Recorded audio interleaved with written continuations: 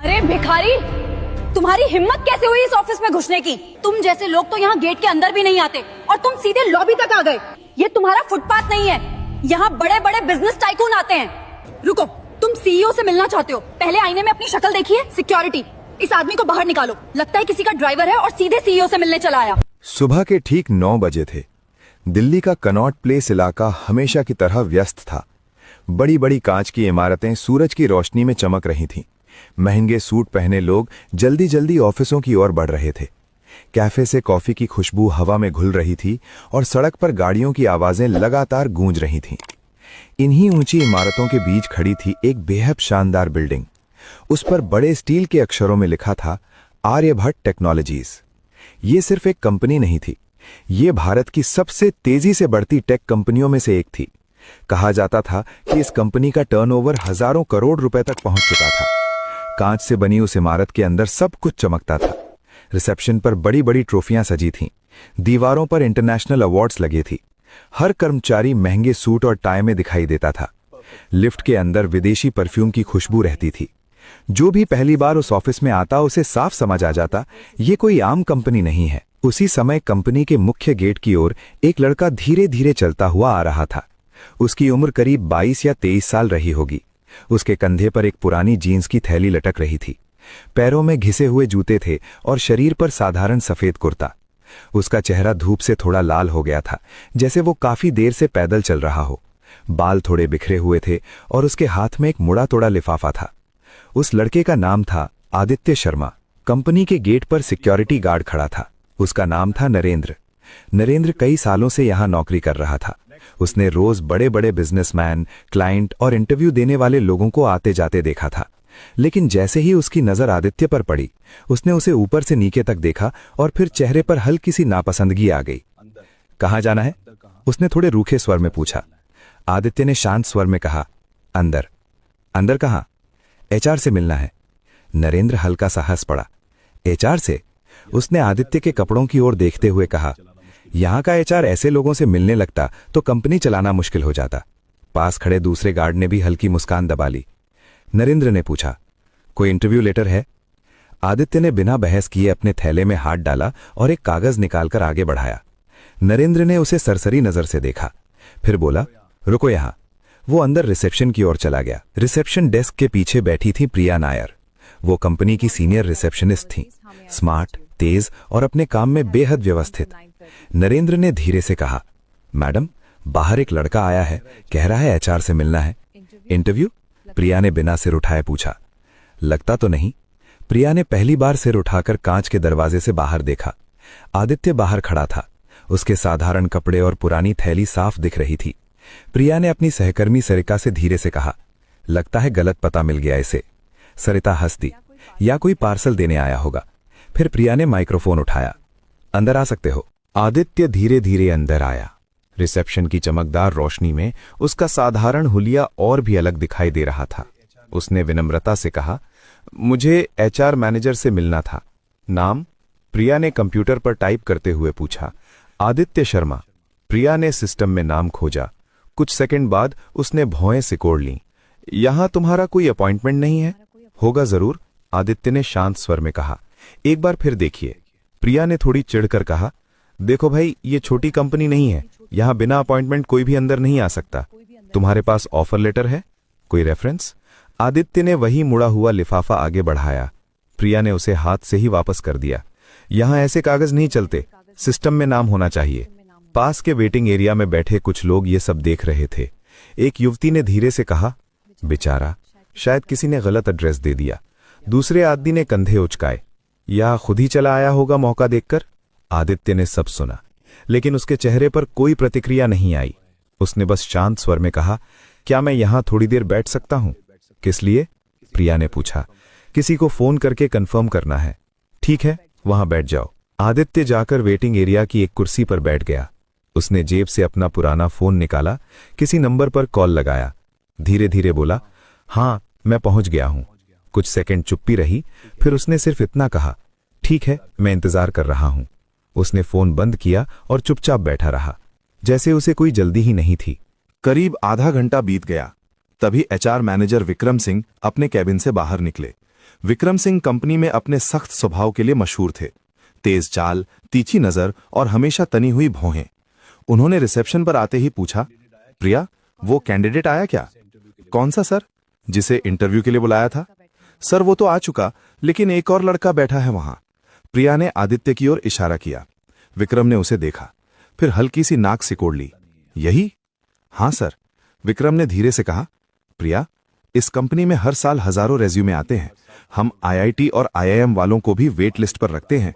उन्होंने आदित्य की ओर देखते हुए कहा, और ऐसे बच्चों के लिए यहां जगह नहीं है। फिर उन्होंने जोर से आवाज लगाई, ए सुनो। आदित्य ने सिर उठाया। तुम्हारा क्या काम है यहां? विक्रम ने पूछा। आदित्य ने बिल्कुल सपाट आवाज में कहा, मुझे सीईओ ऑफिस से बुलावा आया था। लॉबी में अचानक सन्नाटा छा गया। एक पल के लिए सबकी नजरें उसकी तरफ मुड़ गईं। विक्रम अचानक ठहाका मारकर हंस पड़े। सीईओ ऑफिस से? उन्होंने तंज भरे स्वर में कहा। तुम जानते हो यहां के सीईओ कौन है? जी। और उन्होंने तुम्हें बुलाया? उन्होंने आदित्य के कपड़ों की ओर देखते हुए कहा। इस हालत में? आसपास खड़े कुछ लोग हल्का मुस्कुरा दिए। विक्रम ने गार्ड को इशारा किया। नरेंद्र? जी सर। इन्हें बाहर छोड़ दो। नरेंद्र आगे आया। चलिए भाई साहब।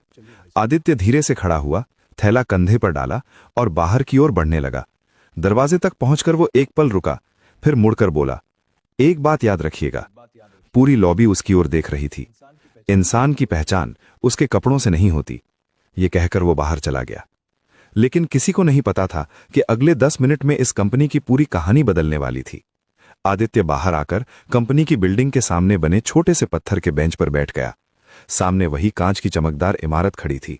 लोग आते जाते उसे देख रहे थे। कुछ लोग उसे ऐसे देख रहे थे जैसे वो यहां का हिस्सा ही नहीं है। लेकिन आदित्य बिल्कुल शांत था, जैसे उसे किसी बात की जल्दी ही नहीं थी। उसी समय अंदर कंपनी की लॉबी में सब कुछ सामान्य चल रहा था। प्रिया फिर से अपने कंप्यूटर पर टाइप करने लगी थी। सरिता फोन पर किसी क्लाइंट से बात कर रही थी। विक्रम सिंह अपनी केबिन में वापस चले गए थे। सबको लग रहा था कि अभी जो हुआ वो रोज की तरह एक छोटी सी घटना थी, लेकिन बाहर खड़ा एक इंसान ये सब ध्यान से देख रहा था। वो था राहुल मेहता। राहुल कंपनी में नया नया ज्वाइन हुआ था। उसकी पोस्ट थी जूनियर असिस्टेंट। उम्र करीब 24 साल। वो अभी कंपनी की दुनिया को समझ ही रहा था जब उसने देखा कि एक लड़के को सिर्फ उसके कपड़ों की वजह से बाहर भेज दिया गया तो उसे थोड़ा अजीब लगा। राहुल कुछ सेकंड तक सोचता रहा, फिर वो धीरे धीरे बाहर की ओर चला गया। आदित्य उसी बेंच पर बैठा था। उसकी नजरें सामने सड़क पर थीं। राहुल उसके पास जाकर रुक गया। भाई, उसने हल्के से कहा। आदित्य ने सिर उठाया। हां, तुम ठीक हो? आदित्य ने हल्की मुस्कान के साथ कहा। हां। क्यों? राहुल थोड़ा झिझका। अंदर जो हुआ अच्छा नहीं था। आदित्य कुछ सेकंड उसे देखता रहा, फिर बोला, तुम्हारी गलती नहीं थी। राहुल ने धीरे से पूछा, सच में सीईओ ऑफिस ने बुलाया था तुम्हें? आदित्य ने अपने थैले से वही मुड़ा हुआ लिफाफा निकाला। लिफाफा खोलकर उसने राहुल को दिखाया। अंदर एक लेटर था। ऊपर कंपनी का आधिकारिक लेटर हेड छपा था, Aryabhatta technologies, CEO office. Rahul की आंखें फैल गईं। इसमें क्या लिखा है?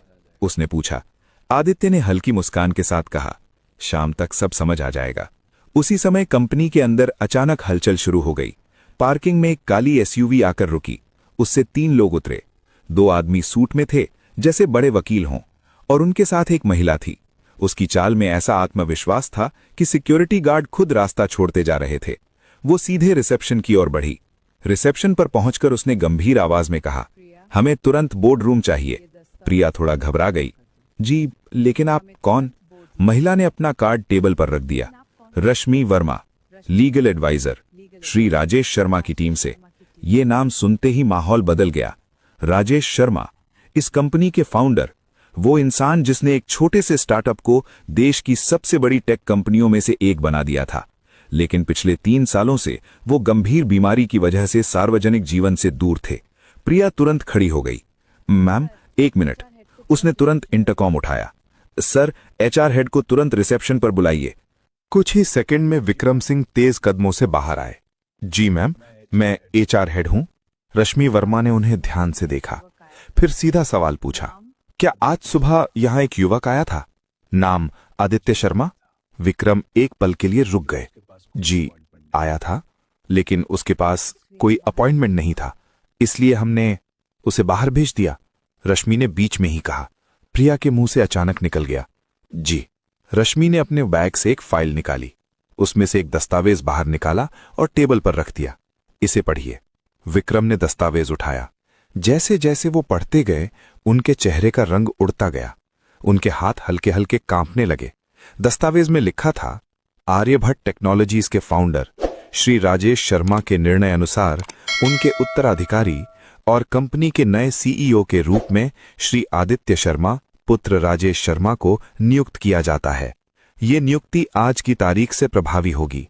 विक्रम के हाथ से कागज लगभग गिर ही गया। प्रिया का पेन जमीन पर गिर गया। वो उनके बेटे हैं? उसने कांपती आवाज में पूछा। रश्मि ने सख्त स्वर में कहा, थे नहीं, हैं, और अभी इस वक्त आपकी कंपनी के बाहर बैठे हैं।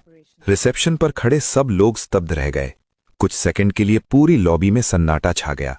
फिर अचानक सबकी नजरें दरवाजे की तरफ मुड़ गईं। विक्रम की आवाज सूख गई, उन्हें अभी अंदर बुलाइए। लेकिन उससे पहले ही एक व्यक्ति बाहर की ओर दौड़ चुका था। वो था राहुल। राहुल लगभग भागते हुए बाहर पहुंचा। भाई, आदित्य ने सिर उठाया। हाँ, राहुल हाँफ रहा था। अंदर कुछ बड़ा हुआ है, आदित्य ने शांत स्वर में पूछा। क्या? राहुल कुछ सेकंड उसे देखता रहा, फिर धीरे से बोला, सब लोग आपका इंतजार कर रहे हैं। आदित्य धीरे धीरे खड़ा हुआ। उसने थैला कंधे पर डाला और बोला, चलते हैं। जब आदित्य फिर से उसी कांच की इमारत के अंदर दाखिल हुआ तो इस बार माहौल बिल्कुल बदल चुका था। जो लोग सुबह उसे देखकर मुस्कुरा रहे थे, अब वही लोग झुकी नजरों से खड़े थे। प्रिया की आंखों में पानी था। विक्रम सिंह के चेहरे का रंग उड़ चुका था। रश्मि वर्मा आगे बढ़ी। सर, हमें माफ कर दीजिए, आपका स्वागत जिस तरह होना चाहिए था वो नहीं हो पाया। आदित्य ने बस इतना कहा, कोई बात नहीं। उसने एक बार पूरी लॉबी को देखा। वही रोशनी, वही कांच की दीवारें, लेकिन लोगों की नजरें बदल चुकी थीं। फिर उसने शांत आवाज में कहा, मुझे बोर्ड रूम चाहिए। विक्रम तुरंत बोले, जी सर, अभी, और लगभग दौड़ते हुए आगे बढ़ गए। उस दिन आर्यभट्ट टेक्नोलॉजीज की उस चमकदार इमारत में एक ऐसी मीटिंग होने वाली थी जो इस कंपनी की सोच हमेशा के लिए बदलने वाली थी। कुछ ही मिनटों बाद कंपनी का बोर्ड रूम लोगों से भर चुका था। लंबी कांच की टेबल के चारों ओर कंपनी के सीनियर अधिकारी बैठे थे। HR head Vikram Singh, receptionist Priya, Sarita, security guard Narendra और कई दूसरे कर्मचारी। सभी के चेहरों पर एक ही भाव था, घबराहट, क्योंकि जिस लड़के को कुछ देर पहले उन्होंने कंपनी से बाहर निकाल दिया था, वही अब इस कंपनी का नया सीईओ था। दरवाजा धीरे से खुला। आदित्य अंदर आया। उसके कपड़े अभी भी वही साधारण थे, वही सफेद कुर्ता, वही पुरानी थैली। लेकिन अब कमरे में बैठे हर इंसान की नजर बदल चुकी थी। जो लोग पहले उसे हल्के में देख रहे थे, अब वही लोग सम्मान से खड़े हो गए। रश्मि वर्मा ने कहा, सर, बोर्ड के सभी सदस्य मौजूद हैं। आदित्य ने हल्का सा सिर हिलाया। बैठिए। सब लोग धीरे धीरे अपनी सीट पर बैठ गए। कमरे में कुछ सेकंड तक पूरी खामोशी रही। फिर आदित्य ने बोलना शुरू किया। आज सुबह जो हुआ, उसकी आवाज शांत थी, लेकिन हर शब्द साफ सुनाई दे रहा था। वो मेरे लिए कोई नई बात नहीं थी। कमरे में बैठे लोग ध्यान से सुन रहे थे। दुनिया में हर दिन लाखों लोगों के साथ ऐसा होता है। उन्हें उनके कपड़ों से आंका जाता है, उनकी भाषा से, उनकी शक्ल से।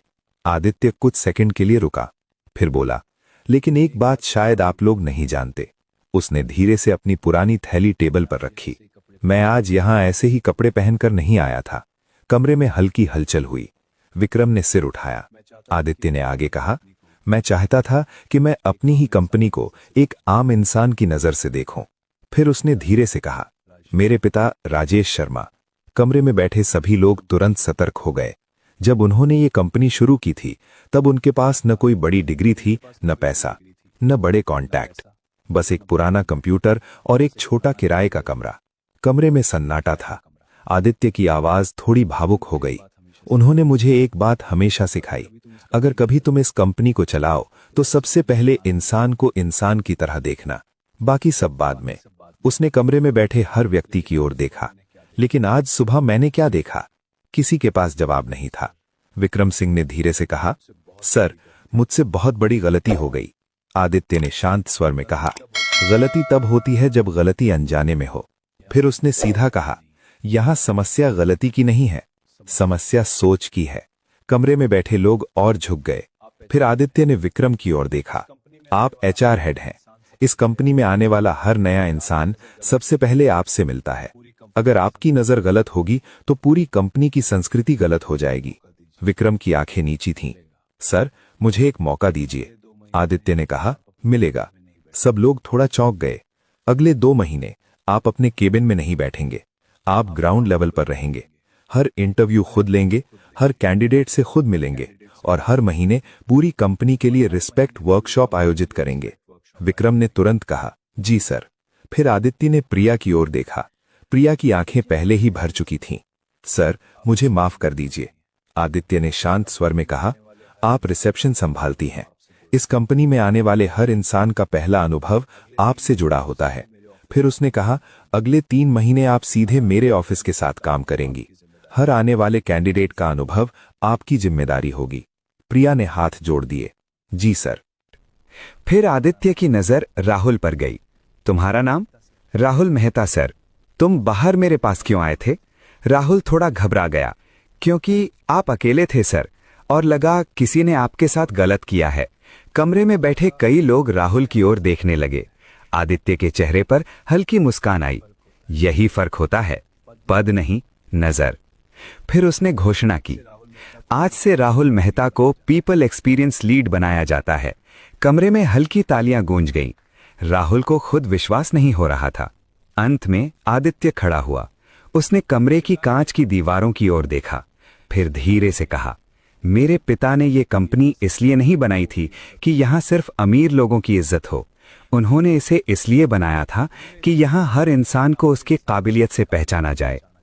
फिर उसने अंतिम घोषणा की, आज से इस कंपनी में एक नई नीति लागू होगी। कोई भी इंसान, चाहे वो कैंडिडेट हो, क्लाइंट हो या कर्मचारी, उसे उसके कपड़ों, भाषा या हैसियत से नहीं आंका जाएगा। जो ऐसा करेगा उसके लिए इस कंपनी में जगह नहीं होगी। उस दिन आर्यभट्ट टेक्नोलॉजीज की उस चमकदार इमारत में पहली बार कुछ ऐसा चमका जो कांच से भी ज्यादा कीमती था, और वो था इंसानियत। अगर आपको यह कहानी पसंद आई हो तो वीडियो को लाइक जरूर करें, अपने दोस्तों और परिवार के साथ शेयर करें ताकि यह संदेश ज्यादा से ज्यादा लोगों तक पहुंच सके। और ऐसे ही प्रेरणादायक किस्सों के लिए चैनल को सब्सक्राइब करना ना भूलें। कमेंट में जरूर बताइए आप यह कहानी किस शहर या गांव से देख रहे हैं।